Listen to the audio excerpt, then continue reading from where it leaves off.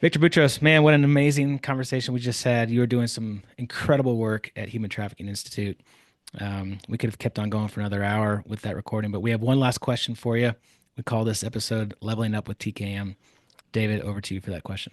Yeah, thank you, Victor. Just what an incredible. I feel so blessed today just to walk away from this conversation with just more knowledge, right? You educated me specifically through the course of that, and just really in some ways that are absolutely life-changing the way that I look at some of these things, but also the ability to contribute and make an impact and really super important to draw hope from what you're doing in such a field that oftentimes is seems so hopeless. So what a beautiful podcast. Thank you for your time. Here's a question. What is the most impactful action you've taken to level up personally and professionally?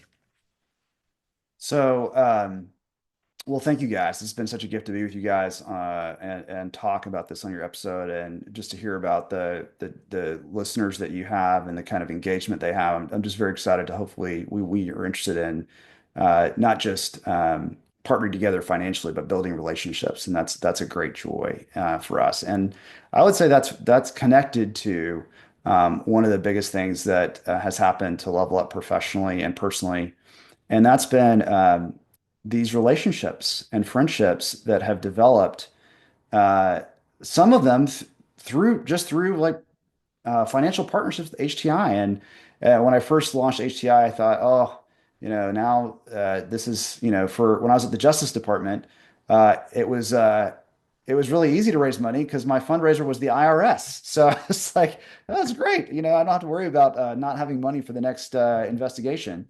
And then it was like, oh man, now we've got to raise funds. What is that going to be like? And I thought, well, maybe this is just like a necessary hardship of being in this space, and here we go. And I really simply thought, this is just going to be a really unfortunate thing. And what I've discovered is it's been much more of a gift to me, I think, than those folks have been a gift to HTI, and not just in terms of generosity, but in terms of just friendship and connection, and people who know me and my family and have now loved my family and my kids through multiple situations, and who are, and this is, I guess, the specific thing personally, who are Ebenezer's, right? The Ebenezer is kind of usually a reminder of God's faithfulness in the past. And um, I will say, I just through my own life and experiences, I've come to believe more deeply and trust more deeply that God has a plan and that He's working all things for good, even when it seems hard. That I've come to believe that more deeply.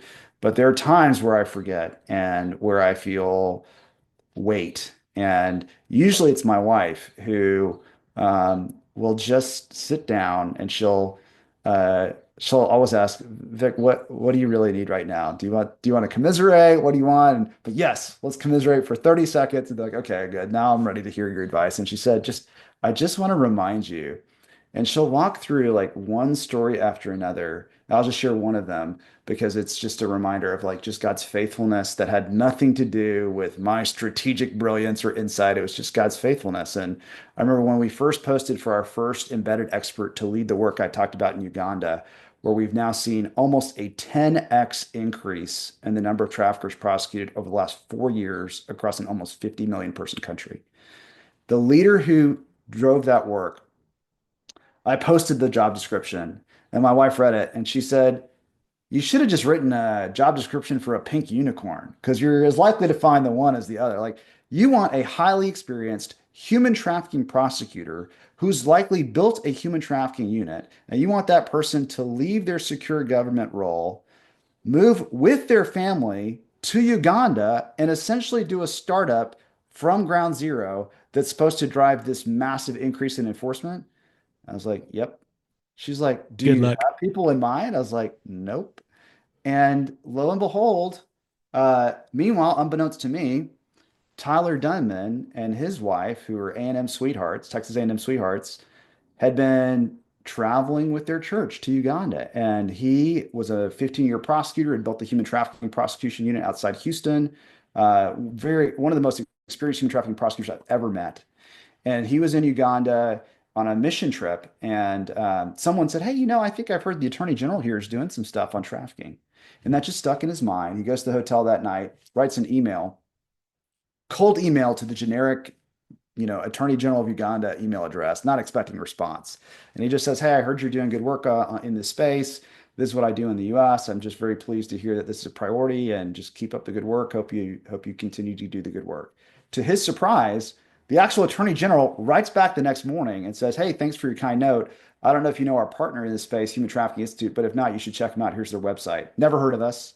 Goes to the website, sees this job description for a highly experienced human trafficking prosecutor who's built a human trafficking prosecutor unit and needs to move to Uganda. And long story short, months later, he and his wife and their three girls, who I think are at the time are like 10, 8, and 2, are selling their cars, selling their house, moving to Uganda to lead this work.